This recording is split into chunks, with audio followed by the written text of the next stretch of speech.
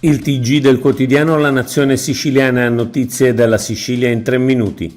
Mutui casa, la Sicilia e il Sud pagano di più. Vi sono notizie alle quali si crede con difficoltà, ma purtroppo sono vere. Se vuoi comprare casa, i tassi sui mutui non sono uguali. Se abiti in una regione povera, paghi di più.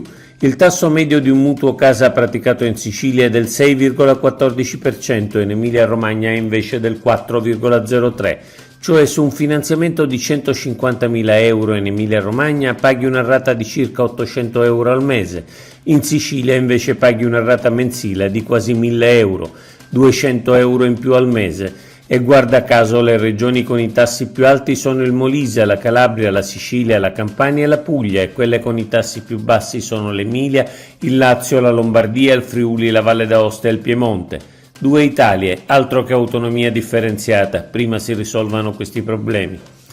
Quella giudice di parte la prova in un video, la giudice che qualche giorno fa ha liberato con argomenti quantomeno criticabili 4 migranti dal centro di trattenimento in contrasto con un decreto del governo, appare in un video mentre alcuni anni fa partecipa a una manifestazione dell'estrema sinistra che chiede di fare scendere i migranti da una nave contro la posizione dell'allora ministro dell'Interno Salvini.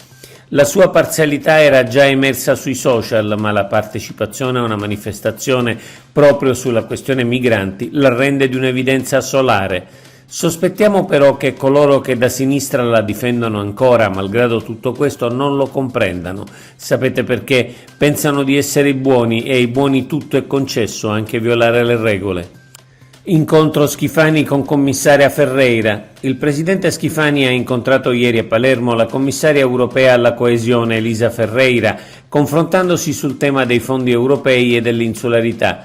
L'utilizzo dei fondi europei per la programmazione 2014-2021 è stata rallentata dal Covid e da altri avvenimenti, ma Schifani ha spiegato di puntare al pieno utilizzo attraverso una riprogrammazione dei fondi, in attesa di dedicarsi al settennato 2021-2027 che prevede per la Sicilia ben 12 miliardi.